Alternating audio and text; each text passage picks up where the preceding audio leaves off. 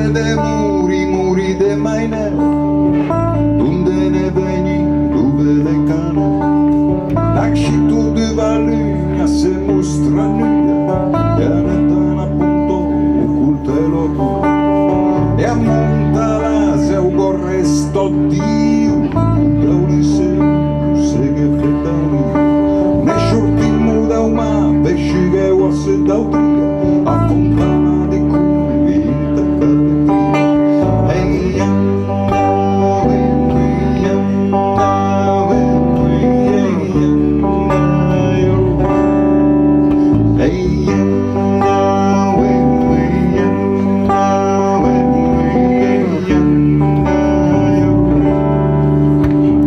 intaccate tria, eia, intaccato tria con le mani, gente delicata, facce de mandilla, quelle de lua su preferisce, figlie de fame già avuto de buon, che ti per a miele senza un eia.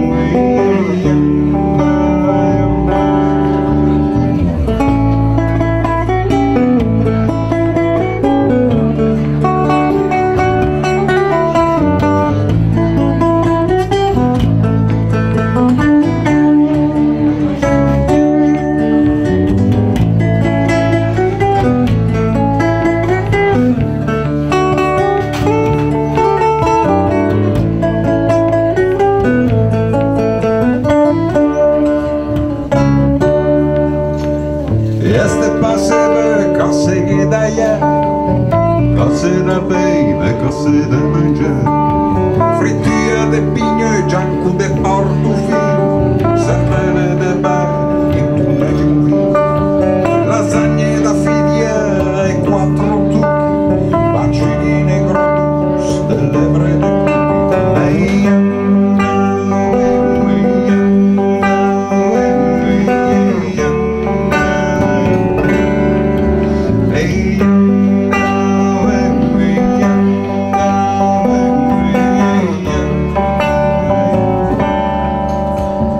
Parca d'Uvin che navighiamo in sischeggi, emigranti d'Urin, con cigoli in pieggi, fin come a tin cresceva, poi l'urraccheggi, fredda in canale, famiglia de figli, la gamba e corda, al marsa d'acqua del sole, canelica ne porta, tanto resa da mano, eia.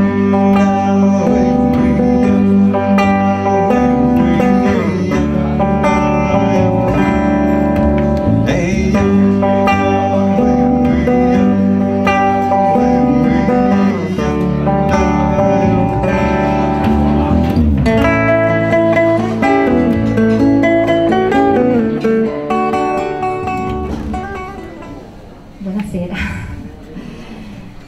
Allora, una cosa prima di cominciare. Paola Mastrocola è un'insegnante della scuola superiore e questo è un saggio fondamentalmente che lei scrive, è un libro che mi è stato regalato poco tempo fa. Il 21 aprile 2010 su Repubblica è uscita una bellissima intervista al grande direttore d'orchestra Lorin Maazel, che all'età di 15 anni diresse la NBC Orchestra su invito di Arturo Toscanini. Il giornalista gli chiede se secondo lui, che ha vissuto un'epoca mitica della musica, oggi si assista ad un inevitabile declino. E Maazel, parlando degli artisti in generale, usa una parola secondo me determinante e molto vicina alla parola soggezione, usa la parola rispetto. Dice: un tempo c'era molto più rispetto verso gli artisti in generale, non solo compositori e direttori, ma anche pittori, scrittori, attori, celebrati e onorati, avevano un posto di primo piano nella società. Oggi non solo Toscanini, ma anche Picasso non sarebbe festeggiato allo stesso modo, perché da un lato ciascuno sente di avere qualcosa da dire su Facebook o Twitter, dall'altro è maturata una crescente diffidenza verso le grandi figure, le grandi idee. Ecco, ciascuno sente di avere qualcosa da dire e lo dice. Oggi si può dirlo, e in modo molto facile, immediatamente accessibile. Si accende il computer, si digita, si clicca, si entra. Si entra in Internet Bookshop, per esempio, e si scrive quel che gli pare, su chi gli pare. Non ci sono più maestri, dice Masel, ci sono invece i venerati maestri, quelli che in forza di un'aura mediatica che si crea intorno alla loro figura diventano gli intoccabili, mai più criticabili, santi, indiscutibili, autorevoli a prescindere da quel che sono e dall'ambito in cui intervengono. Si sono, come dire, conquistati un piedistallo di cemento da cui nessuno li smuoverà. Ma questo è tutto un altro fenomeno, non c'entra con il rispetto degli artisti, anzi forse è il rovescio della medaglia. Una volta pochi scalavano le montagne, sì, dico quelle altissime, invalicabili, difficilissime, impossibili. Invece Tullo, in un contributo, fate l'applauso forte anche dalla Piccionaia, dalla galleria, in ogni ordine di posti, per questa serata straordinaria a 150 anni dalla nascita dell'unità.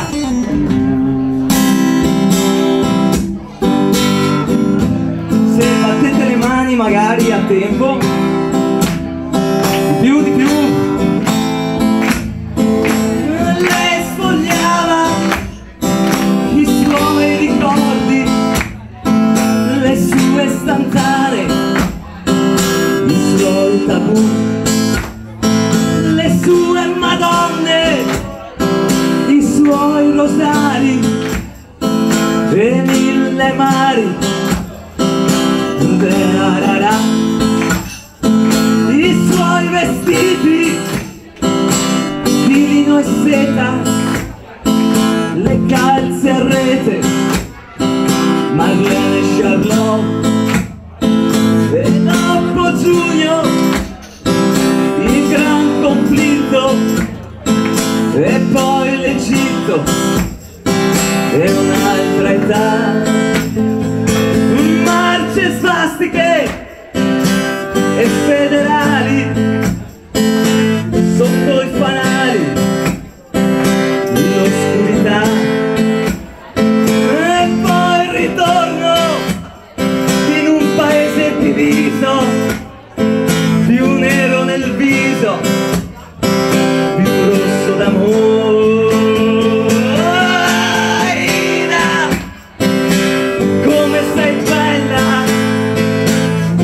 Adesso c'è la parte che vorrei sentire tutti.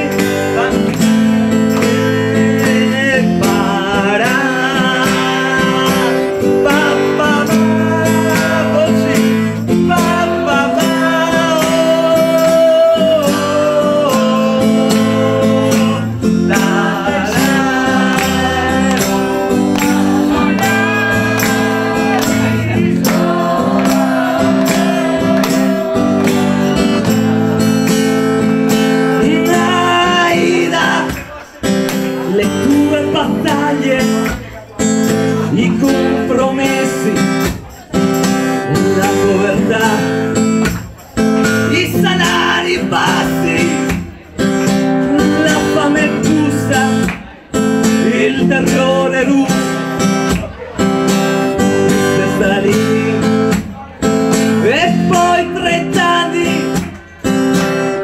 di safari, tranquillo che voci sciaccate la pelle. Aida, come sei bella. E adesso avanti di nuovo. Ogni anno il 2 novembre c'è l'usanza per i defunti andare al cimitero. Ognuno l'ha da fare che sta crianza, ognuna ha da neghi sto pensiero.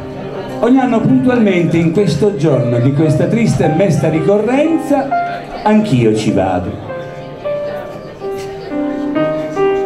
Sì, Claudio? Tu vai! Ok. Non so se si sente, perché in spia non si sente. Il pianoforte in spia non si sente, per cui non so se si sente fuori. No, non ci sei in spia. A posto che siamo. Allora, via, la livella, a rifasso. Ogni anno il 2 novembre c'è l'usanza per i defunti andare al cimitero. Ognuno l'ha da fa che sta crianza, ognuno ha da neghi sto pensiero. Ogni anno per questo giorno di questa triste e mesta ricorrenza anch'io ci vado, e con dei fiori adorno il loculo marmoreo e si licenza.